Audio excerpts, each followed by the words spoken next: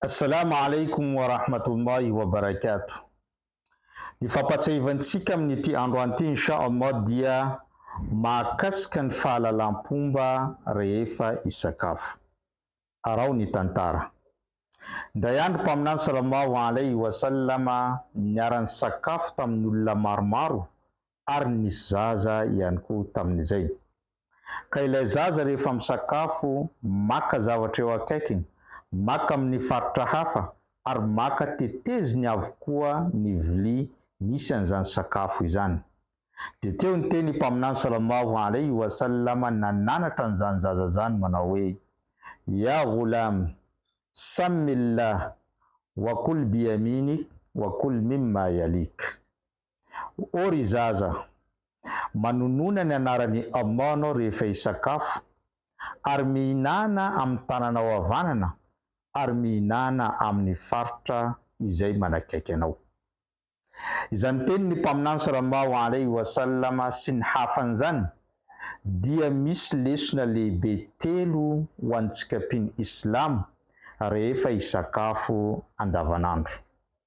Ny voalohany amin'izany, rehefa hisakafo anao dia manonona ny anaran'ny Tompo Allah, miteny hoe bismillah.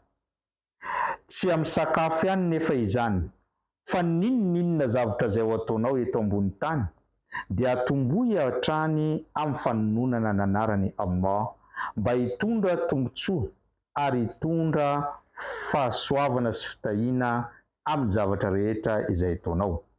Ka rehefa hisakafo anao dia miteny hoe bismillah. Afaka ampinao ilay tonom-bavaka na ny doa hoe bismillah Allahumma barik lana fima razaktana wa qina adhaban nar. Izay midika manao hoe amin'ny anaran'ny Allah, Tompo Allah, fenoy fahasoavana ny anjara-pivelomana izay nomenao anay ary omeo tsaratsara'izay zahay eto ambony tany ary arovo zahay manoloana ny famaizana amin'ny afobe. Zay no doa tokony averimberitsika rehefa hisakafo. Raha sanatria ka adininao izany fanononana ny anaran'ny Allah tena ampiandohana, dia mbola nanteny mpaminany sallallahu alaihi wasallam amin'ny hadisy hafa manao hoe: rehefa manadino ny iray aminareo nanonona ny anaran'ny Allah tamin'ny voalohany sakafony, dia tadidiny zany eny antsefatsefany sakafony, dia aoka izy niteny manao hoe bismillah fi awwalihi wa akhirihi. Amin'ny anaran'ny Allah teny ampiandohana sy amin'ny fiafarany. Zay no afatra sy lesona voalohany azontsika tamin'ny niteny ny mpaminany sy anatra nomeny an'izany zazalahy izany. Ny anatra faharoa dia niteneniny hoe mihinana anao amin'ny tanana havanana. Izany hoe ny mpino Islam rehetra maneran'izao tontolo izao rehefa misakafo dia amin'ny tanana havanana fa tsy amin'ny tanana havia. Satria nahoana?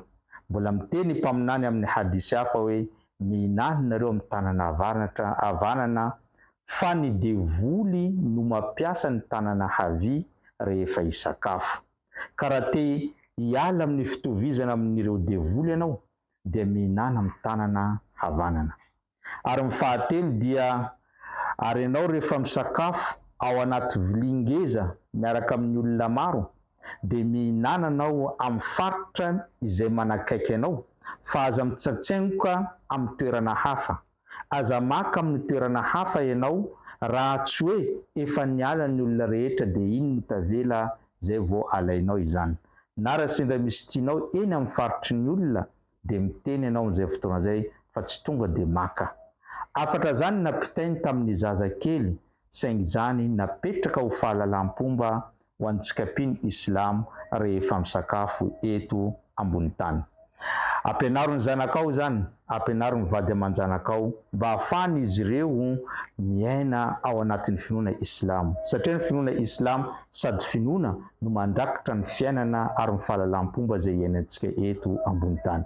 Zay no fampatsahivantsika tamin'ity andro anty. Abonnez-vous, partagez-vous, ataovy j'aime fa mbola mibetsaka ny zavatra ho zaraintsika eto. Wassalamu alaikum wa rahmatullahi wa barakatuh.